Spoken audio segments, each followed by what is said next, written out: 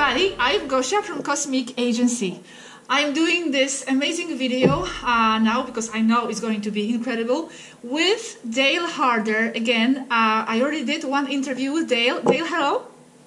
How are you? Hi, how are you? It's so good to be with you again. Thank you so much. And actually, the reason why I'm doing this again, this interview with Deйл again, is very special. It's a special reason. It's not just to talk and just to talk about, you know, our views and spiritual ideas. That too, but there is a bigger and more profound and more special reason why we will be talking about this. And actually, I want you, Deйл, to take it and actually explain yourself. What has happened recently? Why are we here together? Okay, and then I'm going to go with my questions. So go ahead, Deйл. Okay. You mean besides my life being turned upside down? Yes, and why? Since the last time we have spoken. Largely through your efforts, starting on May 26th, a couple months ago, 2.5 months ago, I was fortunate enough to actually meet my people, the Pleyadians, through you and their efforts. And as I understand it, they had a Federation Council meeting over me and decided and deliberated to allow me to come into the group. And with that, my Taigetan Pleyadian being was confirmed, and so I got to meet them for the first time, and it was beyond words. Let's pause for a second, yes, because there are here so many things, So first of all, yes, Deйл has had the opportunity to speak with S'vарýу, and Anéeka, and the whole team. And the whole team. Yeah. The whole team. Yeah. Yes, I introduced Deйл to them. It was a special moment, and as you will see from the first video we made, Deйл has always perceived himself, has always known himself to come from Taygeta. And as he just now said, but in a nonchalant way, but it's important, it was confirmed by S'vарýу and by the Taygetan team that he indeed has Taygetan roots. Maybe you can talk about that a little bit more. How did that happen? The first meeting was beyond comprehension, and it makes me very emotional. There are many times when I shed tears over this, but you know, and of course the first meeting with about 6 or 7 of the people. And I tell everyone, I says, you know, it's like a room full of doctors, and it's hello, doctor, doctor, hello, doctor, doctor. You know, and 20 minutes later, we're still saying hello. Introduction. So it's very formal interactions, but then, you know, as things lighten up, and then everybody gets to know one another, and we relax along the way. So the last 2.5 months have absolutely changed my life. And interacting with them on a daily basis and getting to know everybody on the team and everything, I can't tell you how much excitement it has been. I would like to state, for the record, okay, that those people, that those of you that are listening, these are real people. They are on a spaceship, and they are here. They are not Gosha. They are not Robert, okay? And each and every one of them has their own wonderful and unique personalities, you know, and I have come to love them all very, very much, as well as Gosha and Robert and the team. And this has been an opportunity of a lifetime. It is what I've wanted and desired my whole life and what I knew. And so through their efforts and mine, and then they actually showed the databases and so forth and told how many Pleyadians have been here on the planet before and how many women. And according to the records and the database, there has only been 500 Pleyadian men ever been on Earth at any time. And there's only been up to 2,000 of the female. Yes. Just a quick clarification. When you talk about Pleyadians, you are referring to Taigetan Pleyadians, because within Pleyades there are so many races. and we are just talking about Taygeta and Taygetan, Pleiadian men and women incarnating, whether through the immersion program or as starseeds just being born here recently. Precisely. And I'd like to iterate also that we are from the planet Erra. Taygeta is the name of our star or sun. Okay, so there is that distinction, and there are several different Pleiadian races, species, but we're all interconnected. Yeah. So that being said, they looking at that database with, say, the 500 men, some have been lost, some have died, some were murdered, and some have never woken up. But out of the 500, the number that I'm showing on the database was number 214. And for me, that was particularly exciting because, as all of you out there know, that most of us associate our life or our daily things with a number or numbers that are our lucky numbers or that type of a thing. My number has always been 14, and the other number has always been 7. So if you take the 214, there's my 14. If you add the numbers up, there's my 7. So that was particularly cool. Exciting. Yeah, very much so. And then, of course, there was much, much more to be learned from the database and things at that time. So it is just, it's beyond words. It really is. So we will go into that about what you learned and what you have been talking about with S'varýu, because I know that communication continues for you. But first, let me just, how did you feel when you felt your identity, your Taygetan identity confirmed? Because it was something you felt all your life, but it was confirmed, and especially the number was given to you, the number of a Taygetan man coming in, to Earth. How did that feel, the confirmation? Oh, God. There aren't any words. There are no words for that whatsoever. I mean, it's the most fantastic thing to know for certain. It's one thing to know within yourself something that has happened or exists all your life, but to actually have someone confirm it for you or others confirm it for you it's beyond words. It brings me to tears every time. So I can't express how it feels, but it's a lifelong dream come true, and so I understand why I'm here more and the service and so forth. It's great. And I can't thank you enough for facilitating some of that as well and making that happen.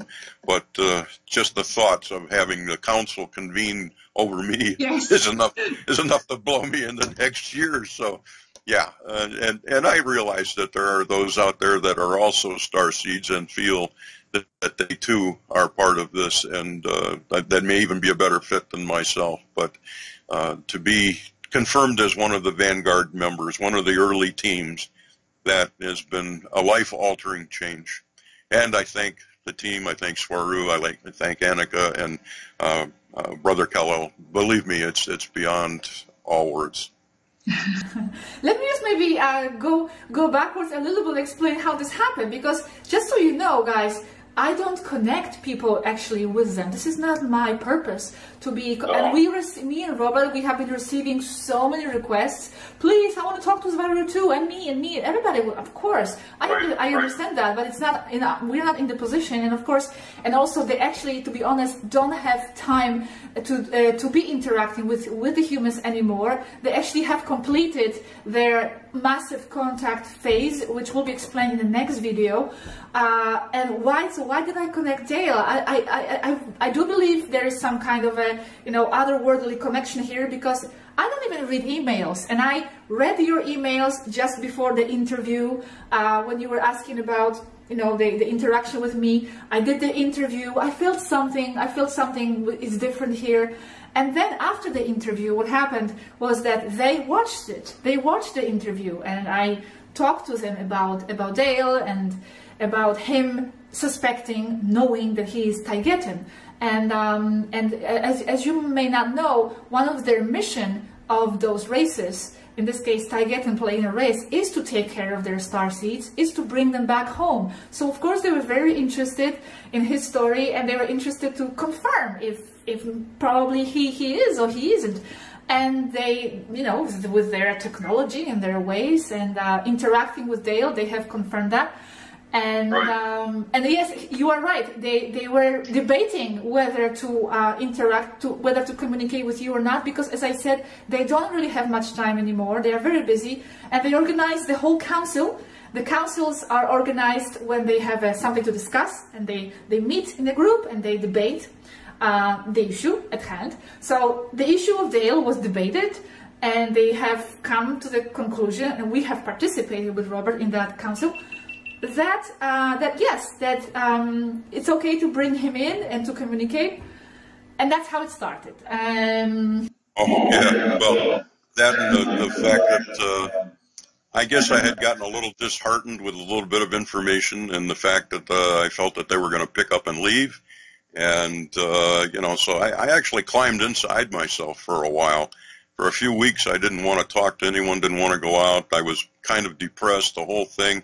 And I couldn't really figure out exactly who I was, and I'd still been seeing the ships coming to the house and things like that. But so just before any of this was done, you had contacted me and said that you had some exciting news and that the council had been convened over me and they had decided that they wanted to talk to me. But before that actually happened, I went on your website at your urgence to the Lameda site. It's the what is it called? The call from the planet Earth, where people are expressing their help, their calls for assistance, for the ET assistance. Right. I went on that site. And at your urgence, I made a 5-minute video, sure. And I was very firm. I was very frank.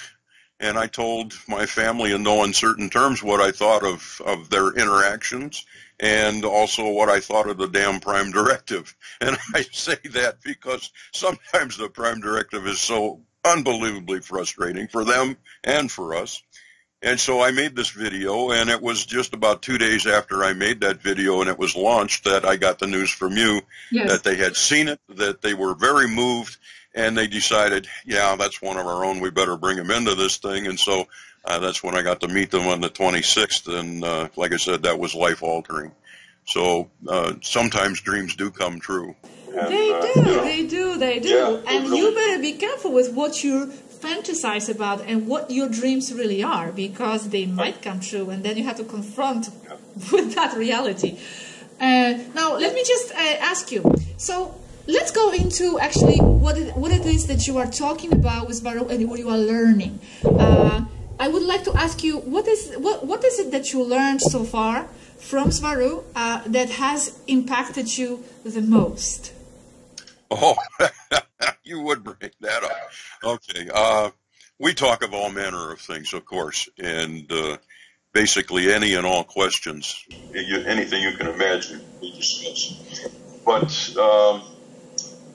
very little actually affects me or bothers me, and they're so very respectful and concerned that any information that they give to us might impact our lives and or possibly cause us to change our beliefs or things like that. And so that is walking the tightrope or walking the double-edged sword of the Prime Directive. So, as I said, very little bothers me. Some of it is very confirming and releasing. But probably the one that bothered me, as I say, bothered me in any way, was the one regarding the Apollo moon missions and our launch in '69, Apollo 11, and so forth. Let's talk about this. For those of you that have not heard me before, I am an ex-engineer, a scientist, engineer, rocket scientist, if you will, working for NASA for 12 years. And I worked on the space shuttle. I worked on the Atlas Centaur, I worked on the Atlas Agena, and I worked on instrumentation. I've been around that quite a while and always wanted to work for NASA, even wanted to be an astronaut. Yes. But there were restrictions on size and glasses and different things that prevented it. So I got to serve on the ground. But all of us here, most people believe that we went to the moon and that we accomplished many of the things that we did, including me. The issue is that when we began to discuss in deep detail the moon landings, especially beginning in '69, that they really didn't happen. That these are basically fake and have been used in propaganda, and that most of the people involved, and that would be all of the launch controllers at Houston, all of the launch controllers at Kennedy, all of the various setups from NASA, whether it's Ames or Glenn or wherever, or Kennedy, these people all believed, as I did, that we actually went to the moon. According to S'vарýу, whom I call Little Sister, and the reason for that is even though she's a powerhouse, she's about 5 feet tall. And so me being the bigger guy, I call her Little Sister. But anyway, Little Sister has told me that according to their scans, according to their efforts, they have not been able to find the retroreflectors on the moon. They have not been able to find any of the remains of the LEM or the landing sites. And according to their research and the things that they know and see, that the Saturn rocket, the LEM, and the various things, they just were not capable technically of taking us to the moon. And so I had to do a lot of research on that, and we had a lot of discussions back and forth. But when you look at it, say maybe 3 points that I can leave that are main points, is that the Saturn rocket itself, even though it was a big firecracker, made a lot of noise, a lot of thunder, and was awesome to see, and I was even there for the launch of Apollo 13, that it just did not have the power or the capabilities to launch us into anything other than a low Earth orbit of 90 to 120 miles. The LEM itself was very unstable and was extremely difficult to fly. Armstrong actually crashed the thing, almost died twice in flying it on Earth or a simulator, and that the instability of the craft would have required between 100 and 1,000 adjustments per second. And with the computer of the time, that just wasn't something that was possible. That computer was little more than an adding machine. And in fact, it only had a 1 megahertz processor. It had a 16-bit capability, 4 kbytes of RAM, and only 32 kbytes of ROM. So it just couldn't have produced the kind of calculations and control necessary to fly the LEM or to land it. One of the other problems, and there were 4 computers on board the craft, but there were not enough capabilities. Our cell phone far exceeds what that computer could have done. The other thing that they had to deal with was, of course, the Van Allen belts and the radiation from those. And according to Little Sister, the radiation there is approximately the density that would be found in a 1,000-watt microwave oven.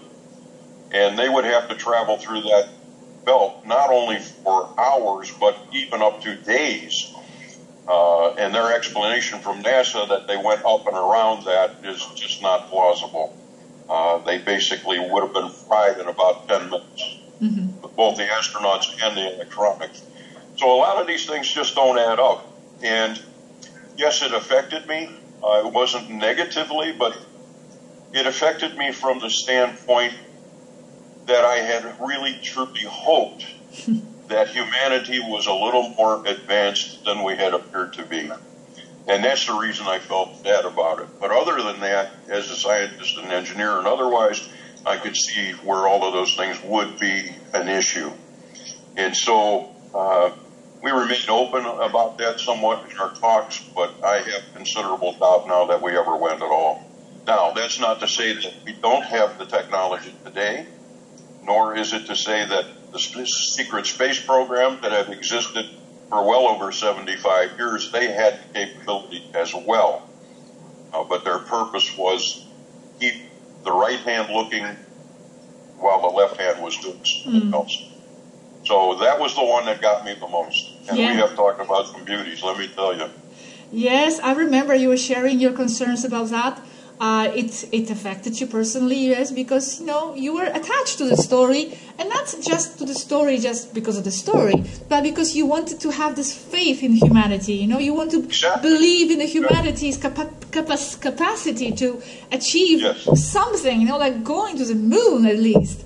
And you were very disappointed because of that, with the human level of understanding things, But I remember you had a presentation, because you actually organized up to now 2 presentations about this communication, from what I understand, with S'vарýу, and you presented some of this moon info to your friends, to the scientists, and you have met with some opposition. What was like the biggest argument against the information that we did not go to the S'vарýu, to the moon from S'vарýu? What did they oppose? What was the most difficult argument from them? I wouldn't say that there were any that were the most difficult.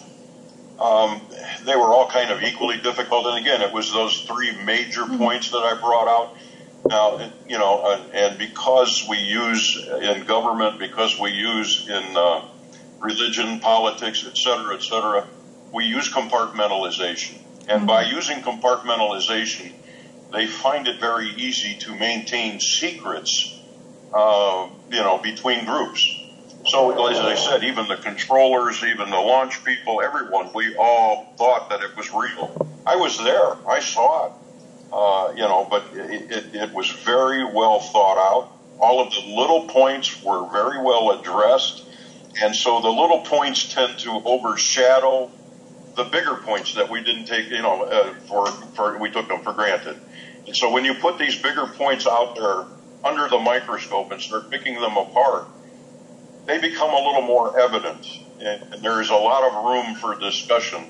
And so can I say 100%? No, that they didn't happen, but I tend to believe what my little sister and the rest of the team has told me.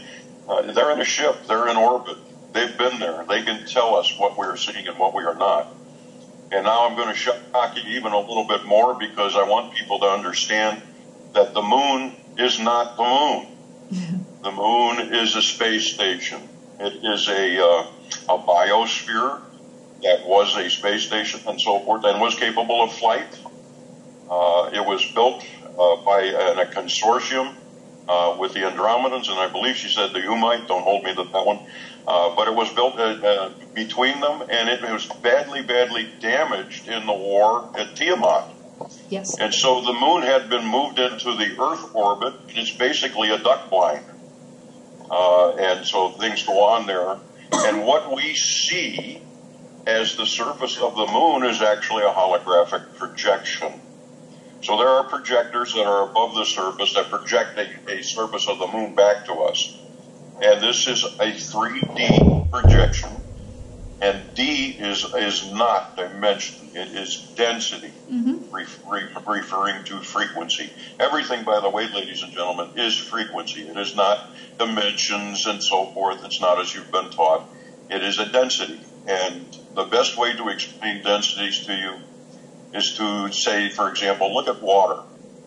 As I said, I'd like to explain that when I explain density, the best way to get you to understand that is using water, for example.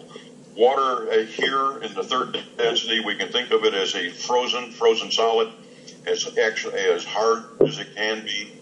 And then moving to the next phase would be liquid water. And then the next phase from there is steam. Now, all 3 phases of water are still water, but the only difference is that the frequency has increased between each level. All right, so that is what is going on when we say 3D, 4D, 5D, etc.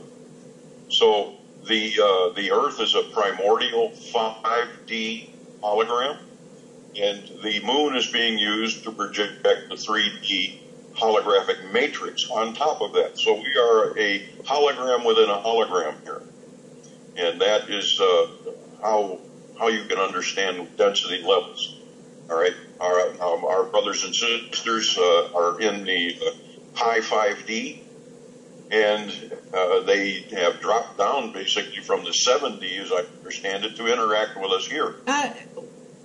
Just to interject that, no, from what I understand, is they are operating on a 5D, on a 5D level, on a higher 5D. It's S'vарýу herself who has explained to us that she is a 7D starseed incarnated in a Taigetan 5D body. But as a society, they function on a 5D up to higher 5D level. Yeah. Right. And she did that on purpose so that she could interact with us at this point in time. Yes. So but I find that a lot of folks, I do many interviews, I do lectures, etc., on television, radio, everything. But one of the things that people do not seem to understand is when they talk about 3, 4, 5D, that kind of thing, and people think of it as dimension. It is not dimension. Yeah. It is frequency. So as long as we can get that cleared up. But that's one of the things that they have a hard time to understand. So, as I said, the difficulty in answering their questions, it wasn't so bad once we had established a baseline and how to look at those issues. And the three main ones that I related today were the most difficult for them.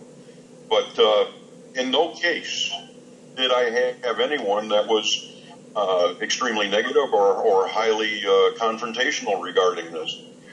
Most people were able to accept this with sufficient understanding.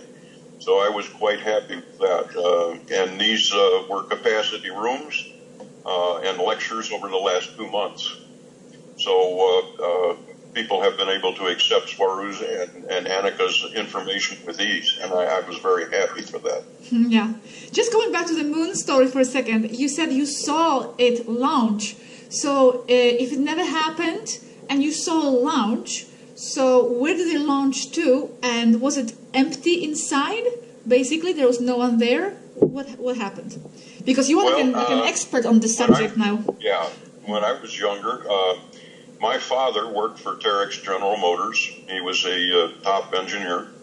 Worked for one of the senior engineering teams that designed and built the tractor crawler that carried the moon rocket, the Apollo rockets, from the assembly building to the launch pad. And as a result of that, he had top secret clearance, and we were invited to the launch of Apollo 13. So as a child, I went there. I even had pictures of myself with my hand on the side of the rocket the morning that the thing launched, and I have oxygen exhaust steaming over the top of my head in the pictures. Anyway, I tell people I'm the one that jinxed it. That's why it blew up. But no, I did get to see that. My aunt and uncle lived across the bay in Titusville, and I was able to see it there. And then I was also sent, while I worked from NASA, to the launch site because I worked on several things for the space shuttle itself. So I was in Cocoa Beach and stayed there quite often. Anyway, it was a phenomenal sight. As I said, it's a lot of thunder, it's a lot of noise, it's a lot of smoke. It's very, very impressive. It's a big firecracker. But again, it was all designed to keep us looking one place while they were doing something somewhere else. So, it's a shame, but, I've come to believe that was the case. But so what did S'vарýu say about this? There was no astronauts inside, right? No, there was no one there. No. So where did it go to exactly? It just reached the Van Allen belts and just exploded there, or did they bring it back through some other location secretly? No. What happened? She told me also that to keep the weight and thrust ratios correct, that the LEM itself was on board, was loaded in, but it had no fuel supplies or anything loaded. So that reduced the weight by several thousand pounds, and the rocket was able to achieve a low Earth orbit. But the point of it was that once it was up there, then the whole thing was jettisoned or sent into the sun or destroyed or something of that nature, but it did not come back. and it definitely didn't go to the moon. So there was no one on board to even worry about doing that. So, like I said, that was a real shock to me at first, but after I started looking at all the details, it made a lot more sense. Okay, so apart from the moon story, was there anything else that surprised you and shocked you, or some kind of information that you struggled with to understand or to accept? In all honesty and humility, I would like to say no, not really.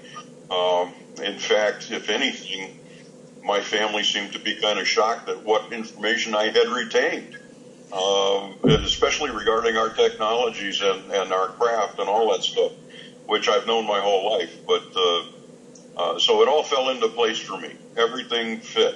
And I am able to have pretty technical discussions with the team regarding those things. And for me, that's been particularly rewarding and exciting.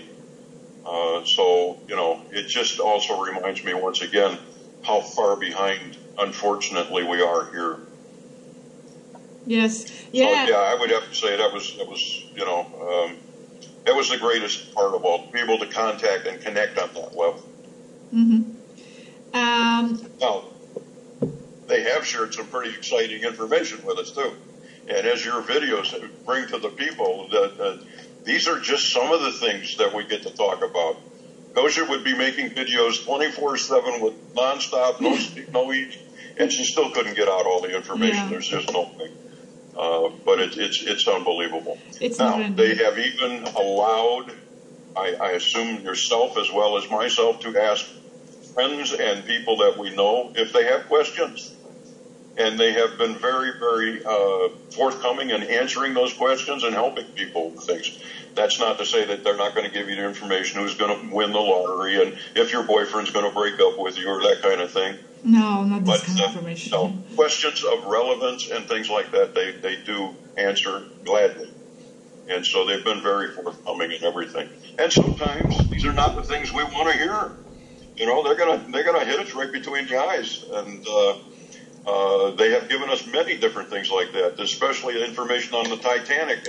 One time when we were talking, I was just going to say that. I was just going to say that actually I went into one of the chats with Deйл because sometimes I get invited, but sometimes I prefer not to interfere too much because it's a special time individually that Deйл has with them, and it's different if it's in a group setting, no? So, but one time I entered and we started to talk about, well, you and her, you were talking about Titanic, and oh my God, the amount of details that she has about this story and about what really has happened. I have to share this video 1.2. I haven't saved, but I haven't even got to that. But I will, I will. But what a story, no, about the Titanic. Oh, it is not what people think it is.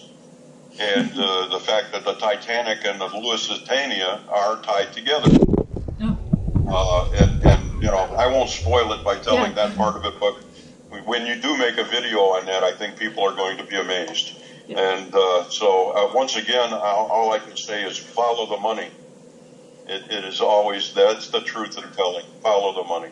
I'd like to tell people that they are like us. They're like human beings, and they have the same issues and problems we have, just on a higher level. They need to understand that.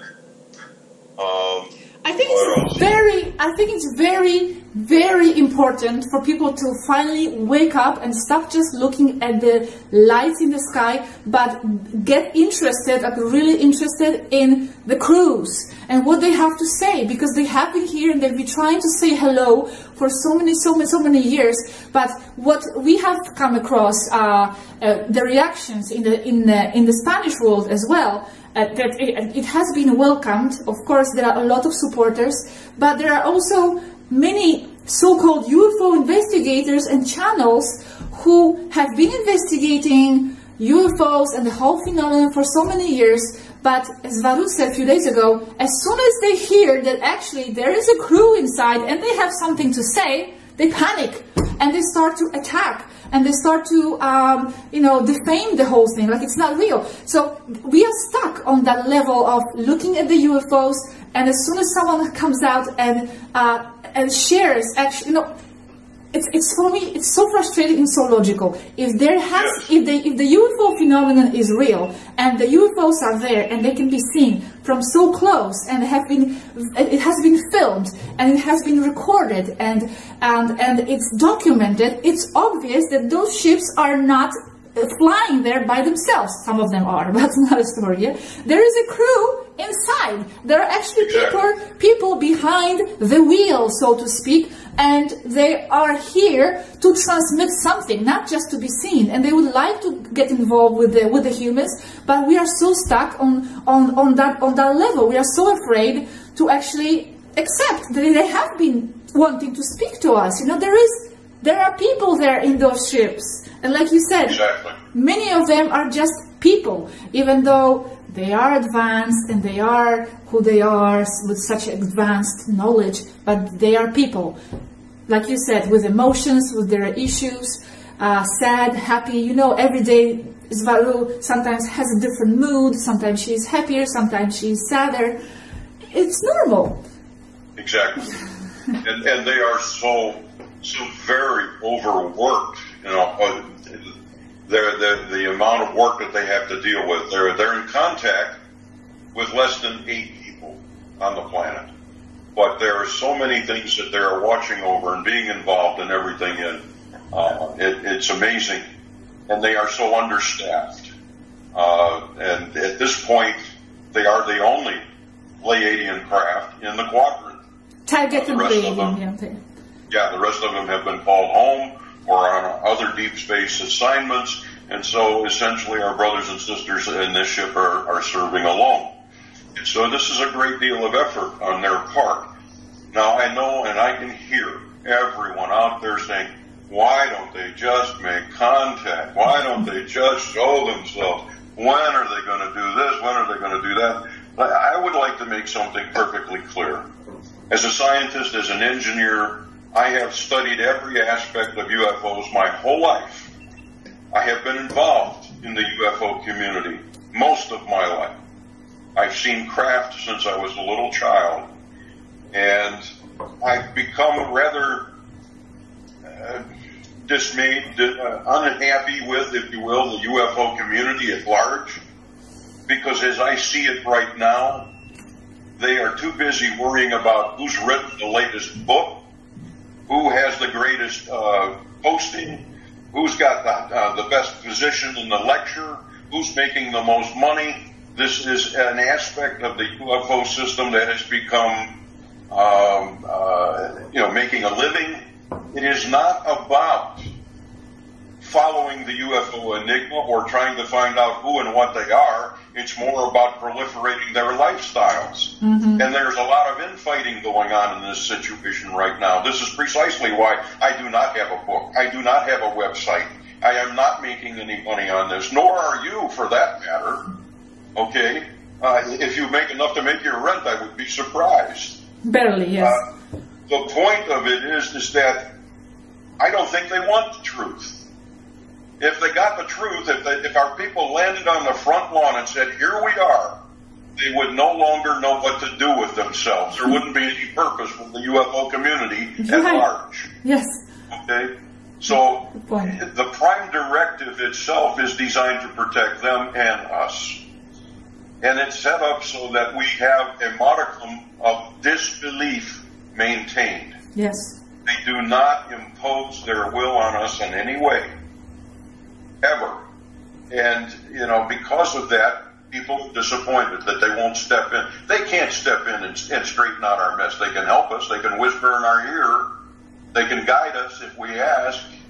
But until enough of us wake up and realize that we are in a mess of our own making, that we are in a position where we need help, if we would all stand up and say, okay, we really need your help, they could come in and do that.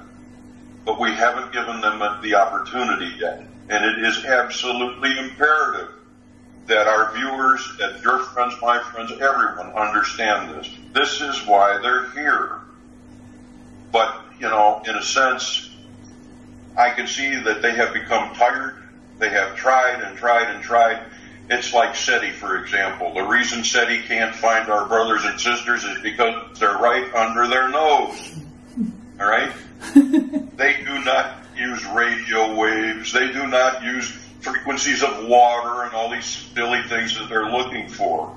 They use muon beams and different technologies in pulse beams, and they're at an orbit 300 miles above the Earth, for crying out loud. Okay?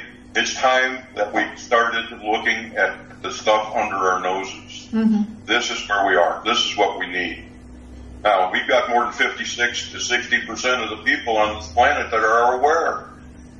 It's time we all stood up together and asked for help. But it won't happen before then. It can't. Because they will not violate the prime directive, even to the point of death. Our entire crew is sworn to die first. And so this is where it's at, ladies and gentlemen. We have to wake up. We have to look and see. Those of us are looking to see. I just had a friend send me an email this morning after I gave them instruction on either looking for ships or asking for contact, and they got it. This is easy to do. It's simply a matter of asking. I'm sorry, I feel like I'm on a pulpit. I'm not a preacher. Good. But it is the truth. And, I am thrilled to death to be able to come here today and tell you these things and to share it with our viewers and listeners. And I only do it because I do it in the name of service. I don't get anything else out of it other than that. And that's enough for me. If we can help one person, done alone. It is so important what you said. Thank you so much, Dale. And I'll be more than happy to meet with you again. And as you keep learning from them and interacting, you are always welcome to come and share. Thank you. And share. So we'll do this more often. The next video after this, I actually will make the video about. It's going to be called The Contact, and their conclusions about this whole topic of the direct contact with the humanity and whether we are ready or not, and why. And you'll be able to understand much more in this whole subject, which is not as black and white as you think, and is much more involved here, metaphysically, transcendentally, physically, on all levels. Thank you, Dale. I want to say thank you so much. Any final words today? Just like I said, to everybody else, the information that you offer, that they offer, that I offer, we're not here to make Pleyadian converts. We're not here to start a religion. We're not here to change the world by any means. We're simply providing information and planting it as seeds. And I tell people, if it resonates with you, well, that's wonderful. If it does not, set it aside till maybe someday that it does. But never dismiss anything just out of hand. Okay? Things are not always what they appear. And more often than not, they are more than what they appear. So, that is true. Dreams do come true. Yes, they and do. Those of you out there that are wishing that it was you instead of me, I can understand that. And I respect that. But both Gosha and I am sure we thank you very much for listening. Yes, thank you very much for listening. Thank you, Dale. And we will be continuing. I'll see you in the next video, and in the next, and the next, and the next. Oh, one last thing. Yeah. Thank you, S'vарýу, Anéeka, Thor, and the entire team. Of course. I love you all. Yes, we love you all. Thank you so much for keeping up, for putting up with us, for your patience, a lot of endurance and patience and enthusiasm, and for your support and friendship, and for believing in this, in believing in humanity still, despite all the obstacles and all the matrix and all the hardships. Thank you so much, everybody. Good night, because this is a nighttime here, and I'll see you in the next video. Bye bye. Bye, everybody.